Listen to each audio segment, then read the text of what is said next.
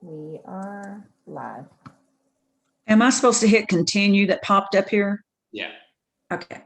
All right. Got it. Don't leave. We need you. Okay. And Amisha, let us know when we're live. I think we may be. We're live. Oh, we are live. All right. Well, good morning, everybody. We'll give it a second. Let everybody attendees. One thing I learned from Amisha was if you can in the comments section, drop in where you at. Let's see where you are. And if you have questions, drop them in there as we go along too, because we will definitely have time to get to your questions. But we'll give it another minute as everybody rolls in and Zoom lets you in.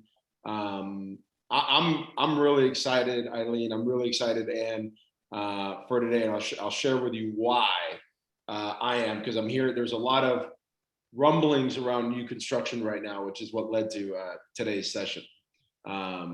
And so what we'll do is, since it's 10:03, we'll go ahead and get started.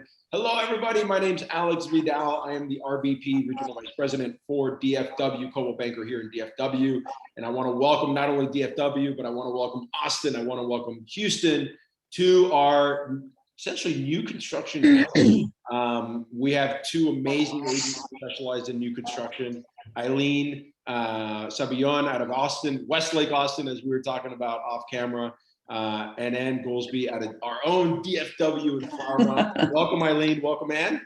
Hi. How you doing? It's really cool. There's two big things I've been hearing about new construction right now. And one is the fact that now developers are going to highest and best offer on their standing inventory. So you're on a waiting list, but now they're coming to highest and best. And I can't wait to hear your opinions on that. And the other one is, which apparently has always been around, but the new thing, which is the clause in the contract that the developer can actually cancel the contract. And developers are canceling the contracts and then putting them back on the market. And even some of our agents are being asked to go on ABC News to talk about this. So I'm excited to get into it. Before we do that, let's tell the audience who we are. Eileen, we'll start with you. That way it doesn't look like I'm favoring DFW. Eileen, tell us who you are and about your business. 30 seconds or less. Okay, I'm Eileen Savillon, originally from the Cayman Islands. I have been living in Austin for 17 years. I have been in real estate for a little longer than that. 17 years here in real estate. 7 of those years was actually with a builder. 50% of my business is actually new construction. All right, cool. So did you say you were from the Virgin Islands? The Cayman Islands. Cayman Islands. So how do you go from, I'm just my own information.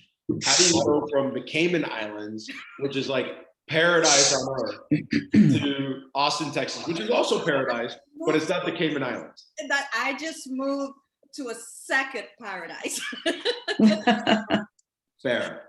My husband, he came to UT and I came to visit. It's a long story for another day. But basically, I moved here after I was, matter of fact, I was visiting for 4 days and ended up losing everything in a hurricane. Oh, wow. So my 4 days, later, I'm here. Wow. And so were you here while the hurricane, hit the Cayman Islands? Yes, I was. I was actually here, didn't know anything about it till I saw it on the news. Wow, crazy story. Well, I'm from Miami, so we know all too well about hurricanes as well. Yes, we do. All right, Ann, how about you? Well, I've been in the business 31 years. I specialize in new construction and relocation. Okay. I usually have 3 days to find a buyer a home. I can typically do it in 1 day. Wow, even in today's market? You have to tell them, if you're starting with pre-owned, and you're not getting anywhere, you have to tell them about the builders. And right now I have 4 new homes under contract, just closed one that was under contract. So yeah, it seems like, and well, I did sell a pre-owned on Saturday, but it's tough, but you just got to educate the buyers that they're going to get a new home a lot quicker than they are pre-owned without bidding over. Okay, so let's talk about that. Let's just jump right into it. We talk about question number 1 is about how new construction fits into your business right now. So based on what you and Eileen said, and Ann, we'll start with you, Yeah. just because you're on the screen right now. Right. What percent of your business is new construction? I'd say probably 75%, maybe. 75%. How about you, Eileen? What percent of your business is new construction? About 50%. About 50%. All right, cool. All right, so 75 and 50%, respectively. Talk to me about what are the biggest, and I'm going to kind of bounce around these questions. I know you kind of got them in order, but really right now, how are you, if you were to compare the new construction landscape, this is not even on here, I'm going to go off on a little bit.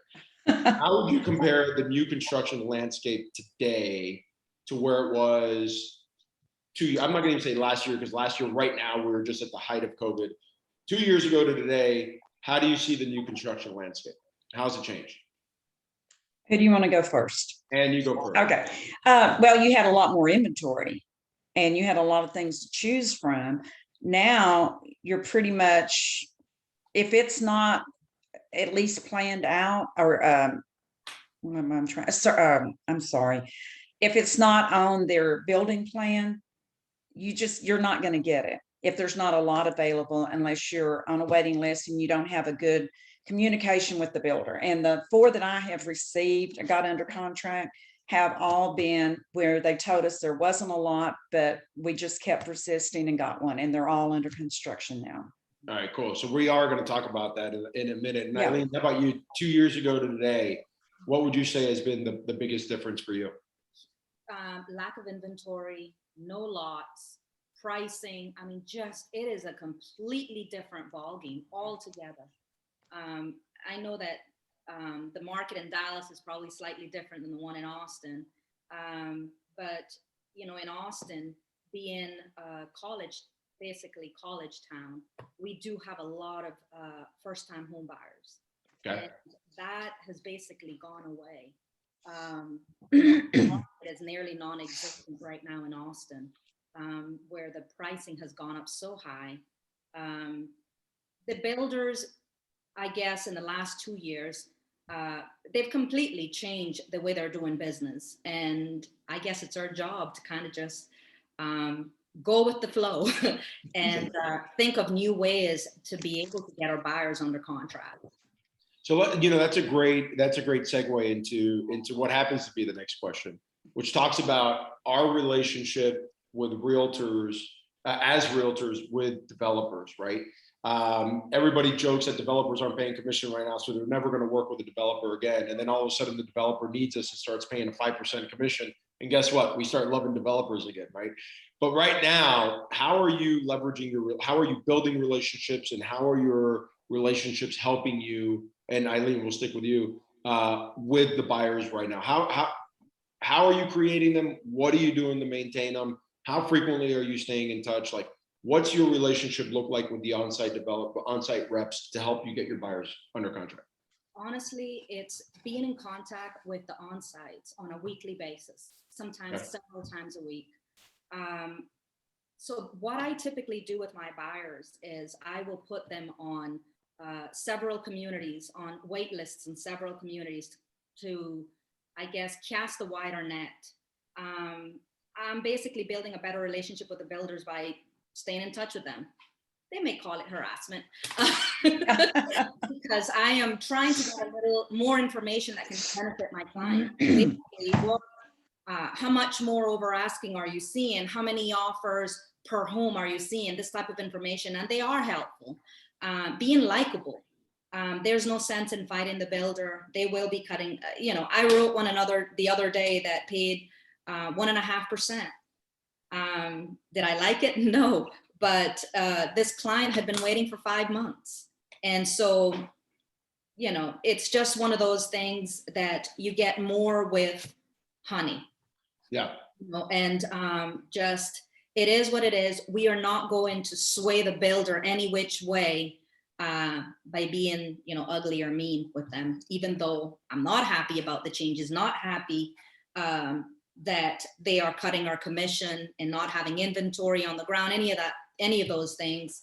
But they are giving you little bits of information that can benefit your clients, you know, just being able to know when there's new homes to be released. Okay. And just they are builders out there that are on a first come, first serve. And those are going to be the ones that benefit your clients, where you're not having to overbid and just being there once they are released. Got it. So your relationship with builders right now, and then Ann, I want you to chime in, but if you see me looking down, it's because I'm taking notes, okay? I'm not looking at my phone. My phone's far away from me. I'm taking notes. So summarize that, Eileen, really what you're doing right now with your relationship is you're checking in several times a week. Some would call it harassment. You put your buyers on a ton of wait lists, cool. And some of the questions that you're asking the on-site reps when you are checking in is, how much over asking are you getting? How many offers are you seeing? And when are new homes going to be released? Absolutely, yeah. Okay. And how about you? What are we seeing up here in DFW? It's probably about the same. However, I have myself on all the builders' mail out list. And that way I can see firsthand what's coming available. But the main thing I do is when I'm talking to a builder, I ask 1,000 questions and remind them how many times I've sold their homes. And I have a very good relationship with the builders. And actually, all 4 of them and the one that just closed, I got bonuses on all of them. How? And just ask for Okay. it. I do. So what are now you, okay, so far, interesting. So you add yourself to all the waiting lists. Yes, I do. Now, what if your number gets called? Are you able to assign your? Now, I'm not on the waiting list. I'm on their website for information, not the waiting list. Oh, God, I thought Because my buyers don't typically have time to be on a waiting list. We have to find something. So God. that doesn't work for me. Okay. You know, what's interesting is I have heard of agents adding themselves to the wait list. Yeah. And some developers have kind of caught on to that. And so they're not allowing the place to be assigned to someone else, where some are still doing it. Okay. So you're real quick about that. Interesting. If you talk to 3 builders in one neighborhood, and I just had this happen over in Salina and Prosper, they'll have 300 people on a waiting list, and the other builder will have the same waiting list. So these buyers are getting on multiple waiting lists, which makes the market look a lot worse than what it is. Interesting. So maybe one of the questions based on that information, Eileen, and maybe one of the questions is how many wait lists convert to buyers? So if you have, for every, we have 300 people on the wait list, but we got to go through 15 of them before one buys. And then you can almost figure out where you are on the list. So if you're number 100, but only 1 out of every 20 are converting, right, and they have 10 homes, let's say, well, then hey, all you need is 5 to sell, and you're gonna be good to go. Well, it also comes down to the lots that are, they only release so many lots per week or per month. Okay. So you lose a few in that time frame. Okay. So you're reminding them of how much you've already sold for them. So you're throwing your weight around with them on that. Well, kinda. Hey, no. The answer is always no unless you ask, right? Yeah. Right, I'm sorry, that's the ask for the bonus piece. So oh yes, absolutely. How are you asking for the bonus, Ann? Well, I'll ask them, do they pay any kind of relocation reimbursement? And typically they will. And then I'll say, well, do you have any kind of bonus for the buyer and the seller? And then the buyer and the buyer's agent, and we'll sit down and talk. And I do this all in front of the buyers. They all know exactly what I'm doing. And typically I will get some. In fact, I closed one the other day here a while back, and I didn't even know there was a bonus on it. And I got a $2,000 bonus. And I guess I forgot to ask that one. I love this. I'm writing down. I'm sorry. I got more notes on this. I'm telling you. Look how many notes I got. Oh, wow. This is great. Okay. So let's talk about some of the challenges you're facing. I'm going to take the elephant in the room, which is we're seeing more and more press coverage with developers actually backing out of contracts. Have you guys seen that yet? Eileen, I'll start with you just because you've been quiet. And I'm sorry, I've been focusing on Ann for a little bit. Eileen, how about you? Yeah, we haven't seen any of that here in Austin, or at least me personally. Where I have seen where the builder is not, if the home does not appraise, they're not lowering the price. So at that point, the buyer can either bring the funds or walk away. But I have not seen where the builder just cancels a contract because they can. Okay. And have you seen that yet? I have not, but I always warn my buyers, because of the materials being dropped late and being delayed and with the weather we've had, don't get in an argument with your builder, because they can if you get in an argument with a builder, they can walk away and give you all your money back. And then this market, you don't have to put up with that if you're a builder. So we go over the whole contract, even after they sell it. I mean, sign the contract, we still go over all the little, paragraphs and things that could give the builder an out, but I have not seen that. Okay. So I'm just wondering if maybe the media, surprise, surprise, the media is making a bigger deal out of it than what's actually happening. I'm Well, sure I had one buyer the other day that she was really concerned because they kept putting her closing off. And she kept calling me. She said, Ann, are they going to back out? Because the new homes that are being built now are 30 and 40,000 more than the one I built. And I said, I don't think so. So I called the builder and they said, no, we're not doing that. Even though the new ones are 30,000 more than what she bought a month ago. Eileen, you were going to say something. How about you? No, like I was saying that there has been some type of cancellations based on different things, but the other day we signed the contract and then the builder reached out to us and said, I'm so sorry, we made you sign that contract 3 weeks too early, so we're going to have to not accept it after we had canceled. And the reason being is they wanted to raise the price by another 30,000. They gave us the reason that it needed to be the sheetrock. But my client waited the 3 weeks. They gave us the first choice of going under contract, and my client did pay the $30,000 extra that they were asking. So I mean, it seems like the biggest challenges that buyers are having, and or actually interesting that it's more like, what are the biggest challenges you have in working with builders? And we'll get to that. But as a buyer, really, they're at the whim of the developer right now. If the developer wants to cancel the contract after signing, they have that provision in their contract. Most developers, is that right? They do. Okay. And do you see that in your developer contracts? Well, I haven't seen it worded that way, but I have seen it where if there's a dispute, they can walk away. If there's a dispute. Yeah. But what about, so lumber happens to be going down now, thankfully, but lumber was going up. You had there was an explosion in a resin factory, and there's only like 2 resin factories in the entire country. And the resin that's used to make windows. So some developers were like, we're not, adding windows in certain parts of the home because you couldn't get windows. Concrete was at a shortage. Like there was all this stuff going on. What about, were there clauses in your developer contracts where if costs went up, they can increase the cost? Did you guys see that? I've not seen that. Eileen, how about you? There are clauses in there, unfortunately. In most new home construction contracts, they can actually, can't remember the verbiage exactly, but basically you can switch out certain materials if and when it becomes available. And I've had this happen even when the market was different, where if a certain vendor no longer makes something, they can go ahead and switch. Yeah. They can. So, and if there's an added cost, you have the option of either going with an inferior product or paying the additional of what it would cost to exchange that item or that product. Okay. So if you're an agent working with a buyer, you really want to pay attention. I mean, obviously hire an attorney. Right? That would be the number one recommendation.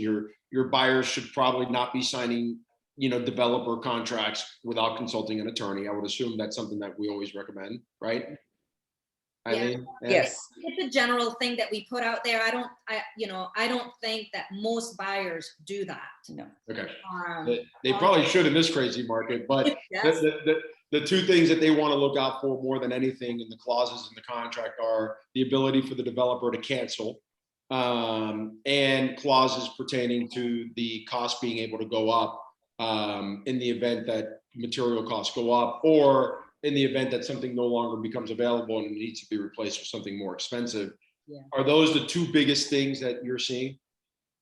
Well, Alex, one other thing is that a builder can take your contract, and I've had several tell me this, and they don't have to price it until Yeah. they find out what the lumber is going to be, or what, this was more 6 months ago. And you could get the contract, but you would not have it signed and a price until they found out what the building materials were going to be. Wow, that Yeah. is crazy, crazy stuff. And they did give a limit to it. I mean, they'd say if it goes over so much, of the amount, then you can get out. Oh, got it. Okay. Which, Yeah. guess what? They made sure it cost that much money to. Oh, yeah. I haven't had it happen, but I'm sure it has. Got It's it. important to realize that just because your buyer signed doesn't necessarily mean you're under contract. Right. The builder has to accept that contract. It has to be ratified and back to you for you to actually be officially under contract. Got it. So. And do you know what? The builder has 2 years left to finish a job when they start it. When you sign a contract, a builder literally has up to 2 years, even though they say 6 months or whatever. So you've got to make sure your buyer understands that. Yeah, developer contracts. I mean, again, Miami was, is one of the high-rise capitals of the world in terms of new development inventory. Their contracts allowed for even up to 10% difference in square footage. So if you were paying $1,000 a square foot and you had, 10 square or 100 square feet difference, that was a lot of money. And people were suing, and you're absolutely right. They had it where, you can take up to 2 years to finish a build job or even more. I personally signed a contract back in, let me see, I got married. When did I get married? 2006, and we were buying an inventory. We were buying from a developer, and I remember getting the phone call on our honeymoon that we were buying this new construction home for $500,000, and he called us to let us know that they were raising the price to $525,000. And for us, it was a flip. And we're like, you can't do that. You don't have that right. And they referenced a clause in the article in the contract, which I did not read, which was they could automatically raise the price by 5% if materials went up. And sure enough, they absolutely did that. So for the agents that want to break into new construction, what's some advice you can give them? And go ahead, we'll let you go first. Go by and visit the builders, know their product mainly, and kind of what their time frame is on buying, but just stay in contact with them. Okay, so visit the builders, know the product, stay in contact. How about you, Eileen? And I know there was a question in the chat that I'm going to go ahead and ask now as well. Eileen, go for it. Yeah, basically what Ann said, just knowing what communities are out there, visiting the communities, so you know a little bit more about the setup of the neighborhood, if it has a park,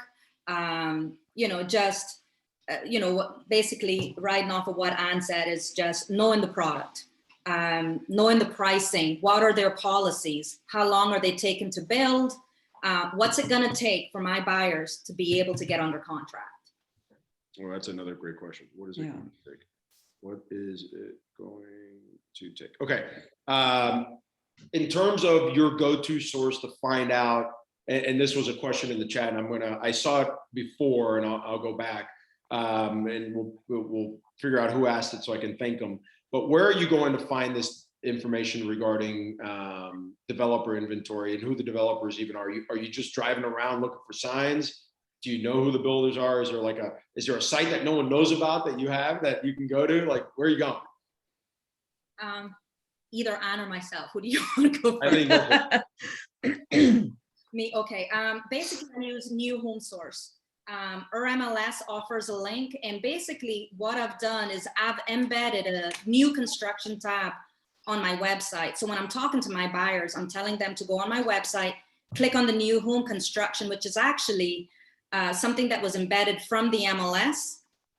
They give you the tools to do that. And basically it lists all the builders, and you're able to search by area, price, and floor plan.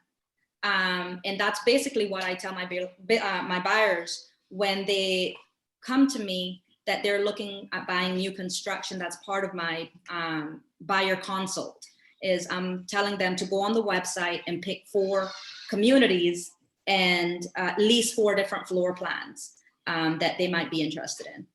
Okay. How about you, Ann? How do you know what's who's building, where they're building, et cetera? Well, again, being on a lot of their websites, and I'm not talking about just a neighborhood, I'm talking about like Highland's website and D.R. Horton's website or Drees or Darling. But I just, I look online. If I'm in a neighborhood, I go further out to check out the other, areas. If I'm visiting one builder, I by all means stop at all the other model homes and find out information where they're going to be moving, if they're, if they're running out of lots, which they mostly are now, Yeah. and how far out from a certain area are they going to be building, how many lots. I'm just trying to stay on top of it. So when I do talk to a buyer, because a lot of my buyers are wanting pre-owned, and then we end up going with new. Got it. So I've got to have the information, and again, know the product, know the builder. Sure. I'm curious. What are the pros and cons of new build? Like, obviously, I know what the pros are. The pros are it's brand new, you get to pick your stuff, blah blah blah blah. But what are some of like the hidden things with new development that maybe the typical realtor doesn't know about with new dev? And you can go first. Utility bills, smart homes. Okay. You can sell a $3,000 or 3,000 square foot home and have a $600-700 utility bill. On a new one, it's going to be less than probably 100-150. You've just, again, the main thing is the smart homes. Almost all of them are smart homes, and they just offer so much more than a pre-owned. Plus, you're going to have all the warranties if you buy a pre-owned home. And a house built in 2000 doesn't sound that old, but it's almost 20 years old, and you're going to be looking at a lot of maintenance. So with new, you don't have that issue. Got it. Are there what would you say is the typical surprise that a buyer has with new home build? Like what's I got one. Like the heads up? What advice are you giving them? Like, hey, I know you're moving into a new home and you don't have to worry about all this stuff, but like, what advice are you giving them? Like, hey, don't forget you got to buy blinds for all this stuff, or I usually get the builder to throw those in. all right. So, Eileen, what's some advice you give buyers that are buying new homes? What are some of the advice that I give them? Yeah, like, I think of a new home and I'm thinking, okay, it's great, I'm getting a new home, but I don't think of all the nuances of the stuff I got to do when I move in. Like, what are some of the things that most buyers, and again, this is not on our list of questions, but what are some tips that you give buyers when buying new builds that they got to like earmark money for, or just keep an eye open for? So basically, once I have talked to my buyers about their budget, and we visit we go over the floor plan that they've chosen, and everything been included.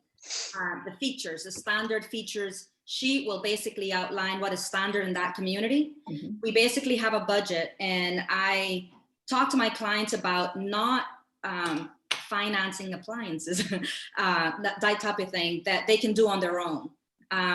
Basically, if you're in Texas, we need a covered patio. It's almost like a given that we do need a covered patio. If you need that second bedroom, if you need to have that second sink, or those are the things that I would be focusing on rather than upgrading the light fixtures. Because, it's a 30-year loan, and you definitely don't want to be upgrading and throwing in those things. If the builder can give you blinds for free, then that's great. But I definitely wouldn't be financing something like that on a 30-year note. Rather, I would look at the bigger upgrades that would cost you, a hefty sum if you had to do it outside of closing. Got it. So you're advising your buyers to say, listen, if it's something, I don't want to say structural, but if it's something like going from a single sink to a double sink would involve cutting out the thing or putting up a wall or something like that, go ahead and do that through the builder. But if it's something that you can essentially go to Home Depot for and get, don't roll that into your mortgage, which means higher closing, et cetera, higher taxes, et cetera. You're saying do that on your own. And by the way, let's go ahead and budget for that on what that would cost you to do. Absolutely. In addition to that, when it comes to financing, we're still, even in this market, we're still finding that the builders are offering incentives through their in-house lenders. It could be $7,000, $8,000. I still like to price out other lenders because there are junk fees associated with using their in-house lenders from being on site in 7 years. I know what that looks like. I always just want to make sure that I'm saving my clients. So yes, it does sound very attractive when visiting the builder and they're paying for title survey, but that is actually just part of the incentive that they're giving the client, whether it's 7 or 8,000. And so in reality, I want to take that client and have them speak with another lender, one of my preferred lenders, to see what that looks like. You know, how much is my client, at the end of the day, it's going to come down to how much is my client bringing to the table? What's my cash to close? And you want to be comparing apples to apples, regardless of what the builder is throwing at you. It does seem attractive, but in the end, sometimes it isn't necessarily so. That's right. And one easy way to do that is obviously if you have a preferred lender, great. If not, we have GRA in-house that can help with that as well. In terms of, have you been able to recapture listings from having specialized in new construction? Like, how is it? It's great that you're on the buy side of things, but how is that helping your listing side of the business? And we'll go to you here. How is that helping you on the listing side of the business come a few years from now? Are you seeing that thank you later? Oh, yeah, absolutely. Right now, though, I've got 2 or 3 people that would like to sell, but they really don't have anywhere to go. And they're afraid to get into the market right now because they don't know what they're going to have to pay for another house. And so they're kind of just holding off. Got it. Okay. How about you, Eileen? Are you seeing the payback come back later? Yes, matter of fact, I've had 3 people that bought, one that bought last year and 2 that bought the year before that. The market has just gone crazy since, and they've had so much equity in their homes that they are now looking to sell those homes and move up, and one of them actually to move down. So yeah, we do. I mean, Coldwell Banker, I was telling Amisha earlier that they have so many tools to stay in contact with our clients, you know, just being in contact with them, letting them know what is going on with the market and the possibility of having such equity that the buyers are just saying, well, you know, run me a market analysis. How much can I sell my home for? And, you know, how can I get into a new home? And it seems, you know, that's what they're doing. And I'm just basically putting them as, like we were talking with Anne, just putting them on a list and saying, well, you know, you'll have to sell to buy, get you on a list. And then once we're notified that there is a home available, if we can get them with the lender that can make them qualify, that they don't have to necessarily sell or do some type of bridge loan or something like that, then we can get them into a new home and try to negotiate, of course, on the selling of their home on a lease, something like that. But yeah. Eileen, I love the setup of your office, by the way. I can see you have the wood squares, kind of like I have right here. And I see you have a Peloton off to your right. I have a Peloton. I have a Peloton off to my right too. I love it. All right, so let me ask you this: how are you guys? And this is a great question that I've seen a couple times in the chat. I want to kind of jump to this right now. How are you finding your buyers for new construction? Right, you know, like there's obviously developers are putting it on the MLS, which feeds all these different sources, et cetera. But where are your buyers coming from for these new developments? Can I circle back to one thing? Please. For new buyers? If you've got a first-time home buyer and they're buying a home, you need to sit down and really talk to them about, say the builder's going to give them 10,000 in upgrades, not to go over their budget. And that's a big mistake a lot of people, you know, make. They don't go through that with the buyer, and then next thing you know, they're priced themselves out of the appraisal by just with their upgrades. So you've got to kind of stay, and sometimes I even go with them to the model or wherever they're picking out their upgrades, because I want to make sure that they're aware they're not going way over the price. And it's so easy to do that when you get excited about buying a home. Where I get my buyers from is mainly Relo, Navy Fed, things like that, and people selling that have bought from me before. Yeah. So Eileen, before you answer that question, I'm going to stay on Ann for a minute.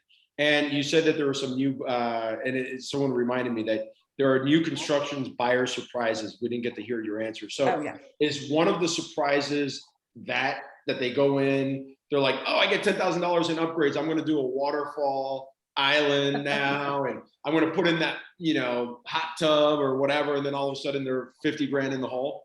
Right. I'm seeing that. Well, one of the other things is if you don't stay with them through the whole process, as far as their CD, their closing documents, the builders will, or the mortgage company will plan their payment on unimproved property. And then they get to closing and they say, oh man, this is a really good payment. And it never dawned on them that once that becomes an improved property, their payment's going up, anywhere from $700 to $1,000 a year, if not more. You mean because of property taxes, et cetera? Right, because they're figuring it on unimproved. So there's just so much. I mean, I could go on all day long about this, but Okay. there is a lot that, you've just got to walk them through. What would you say are your top 3 buyer surprises? Obviously, look at the mortgage that they're planning, because they're probably planning it on Right. dirt versus dirt with a home. Right. Great, you get all these builder upgrades, but all of a sudden you find yourself 40 grand. You get the giddiness of buying new, and oh man, I can have white cabinets and I got a big island and a fireplace. Oh, how cool is that? I can have an extra bedroom, and then oh crap, here we are. What are your other top 2-3 surprises that a buyer has going into Taxes. Taxes? Okay. Yes. Taxes. Oh, yeah, because a lot of people are coming from states that don't pay, they pay state income tax, not property tax, and there's a big difference. And then you can go in one neighborhood and have $10,000 in tax a year, and then you can go across the street and have $13,000. And that makes a big difference. And then I always want to talk to them, whether they're a veteran, or they got any kind of disability, because if they're 100% disabled and got that disability, they can buy a little bit more home if they want to, because they get a tax break for being a veteran, a disabled vet. And it's from like 30% up to 100%. And that can make a big difference on their payment. Closing costs, and Eileen, I'll jump to you now. Are closing costs higher on new developer inventory versus resale? Because I know, they have, again, Miami, you have impact fees, environmental fees, connection to water and sewer, and all this stuff that they pay, the funding of the HOA. If there's an HOA, they have to fund the account, so there's additional costs. Are closing costs any different on new developer inventory versus resale? I do find it, obviously it's using the in-house lender. A lot of the times they have a bunch of junk fees on there that other lenders do not charge. I do find those fees to be a lot higher than just using one of our preferred lenders, whether it's Guaranteed Rate or somebody else. Yeah, there are a ton of junk fees on there. Outside of lender fees, though, or do you see anything? Is there anything else that the developer is passing on that you wouldn't typically see in a resale? Well, the builders will give you an incentive, whether it's 7,000, 10,000, and from that, title policy is typically paid, and the survey is typically paid. And the HOA is typically paid. Once you go on a resale, you can actually negotiate that. And in this market, it's obviously a little bit different, because a seller in Austin is not going to pay for your closing costs or any of those fees. So yeah, you are kind of saving some money. But like I said, it's all going to boil down to the lender at this point. Are the lender fees low? Are the interest rate low? Like I got one yesterday that was at 4.125, when I know I can do a whole lot better with one of our lenders. Okay, but the developer, outside of the lender, you're not seeing any crazy fees like impact fees or environmental fees or No. water connection to water and sewer fees or anything like that? No. Okay.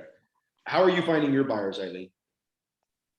Me, referral. I'm like 90% referral, honestly. Okay. Yeah. Awesome.